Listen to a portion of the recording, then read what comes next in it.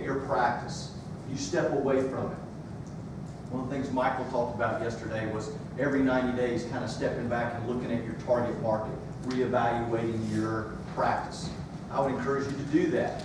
And in this situation, what I find is there's really 4 P's that we should be following if you're wanting to maximize your practice.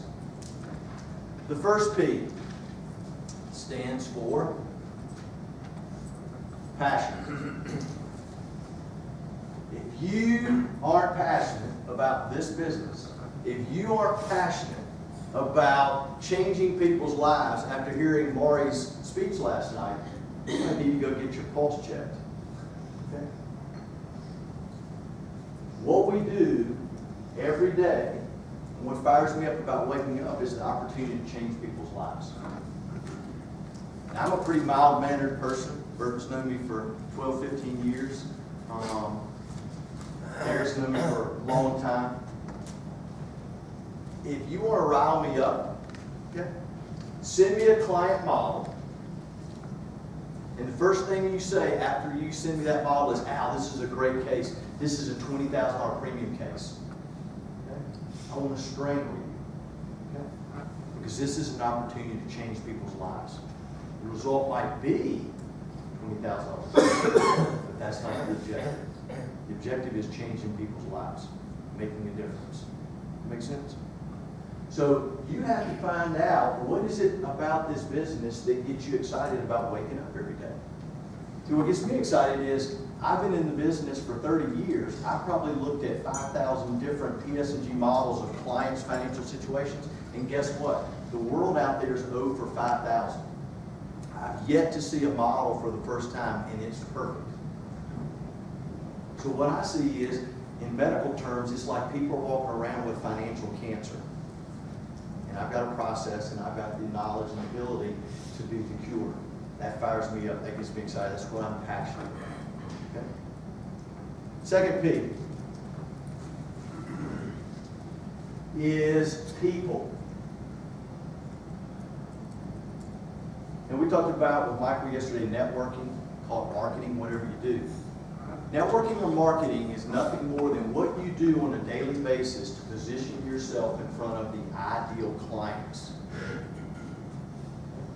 Now, here's what I want you to do. We did this a little bit yesterday. I'm going to kind of build on it from what Michael said. I want you to close your eyes. And I want you to think of your favorite client. A client that when you get a phone call from them, you get an email from them, you look at your calendar and you see an upcoming meeting with them, you're energized, you're excited. And as soon as you have that client, that picture of them in your mind, open your eyes and I want you to write down the first 3 reasons you chose them. What was it about them that set them apart as your favorite clients?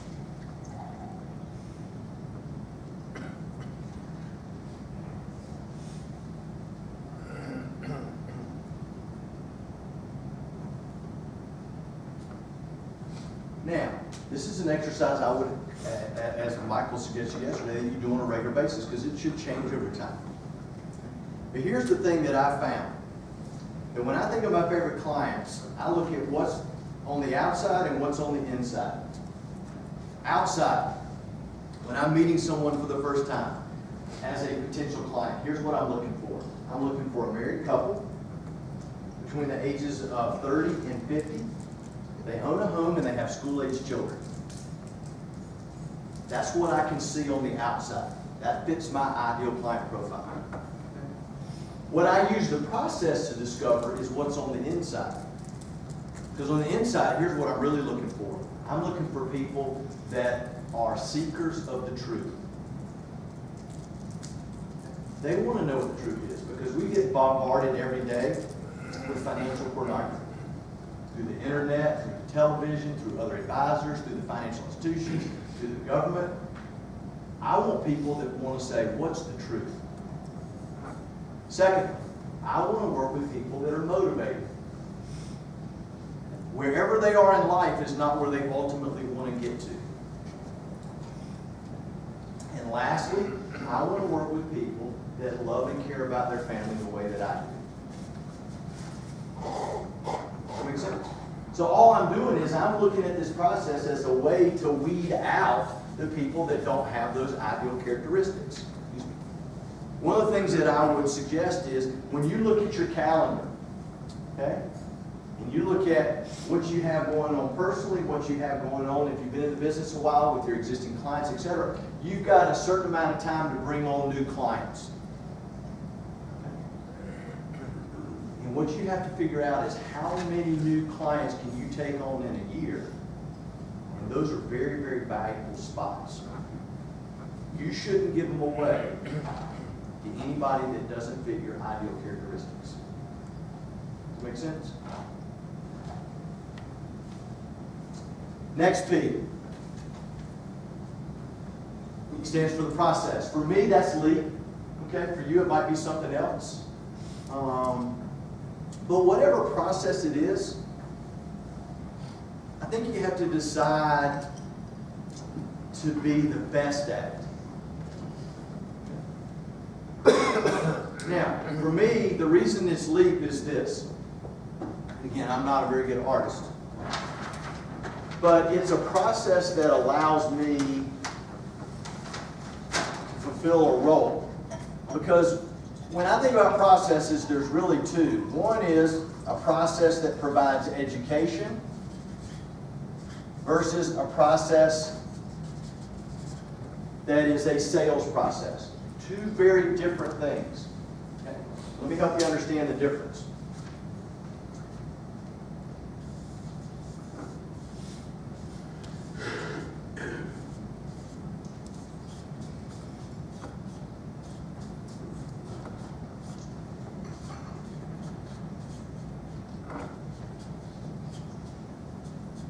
Okay. Kind of tough to see, but see if you can just close your eyes and envision. This is an island, somewhere out in the Pacific. And on this island, there's a couple, a little hammock between a couple of palm trees. There's a mountain back here. There's a stream flowing through this island. Okay. Now, in a canoe, we can paddle up as one of two people. We can paddle up as a salesman, or we can paddle up as an educator. Let's talk about the salesman first. Salesman paddles up, comes to this island, meets this couple, and says, "Boy, what a beautiful island. You got this stream flowing through it. I bet you swim there, you fish. What a great spot. You got this mountain back up here in the top. Wow, I bet you climb up there, you hold hands with your wife, and you watch the sunset. Y'all had all these romantic moments. Man, what a beautiful island you have. But you ought to come see my island.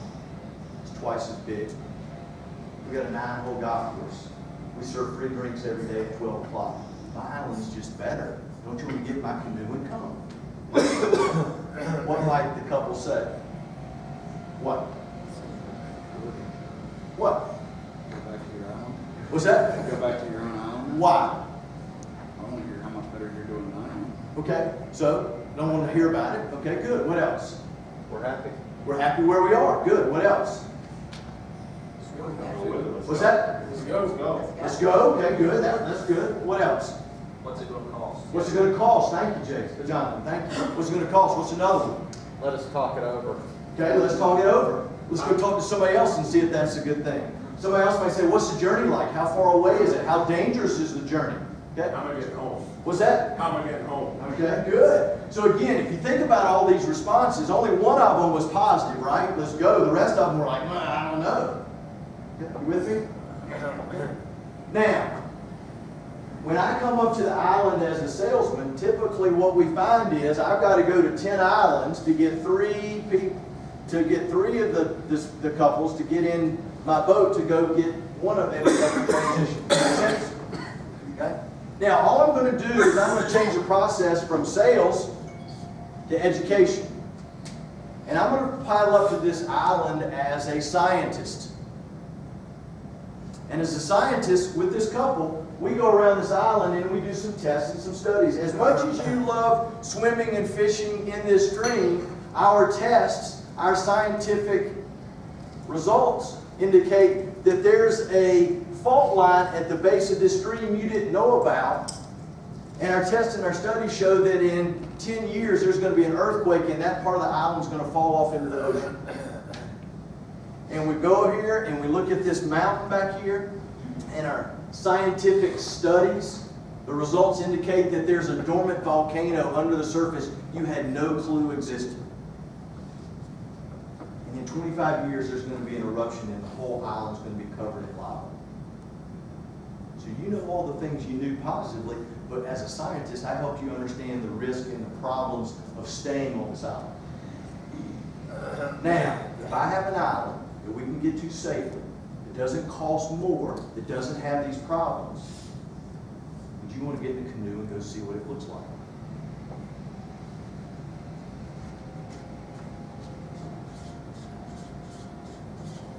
It goes to 1086.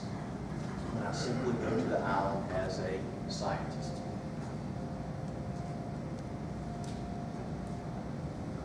Everybody knows what's good about what they're doing because they're bombarded with it every day by the world that we live in.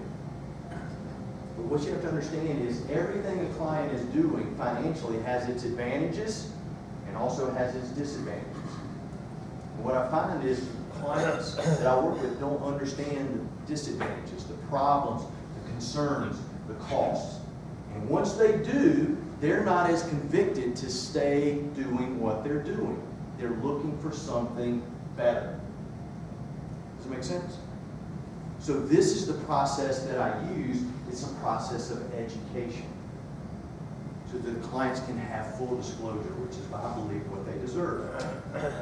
Any questions about that? Lastly, the last P stands for practice.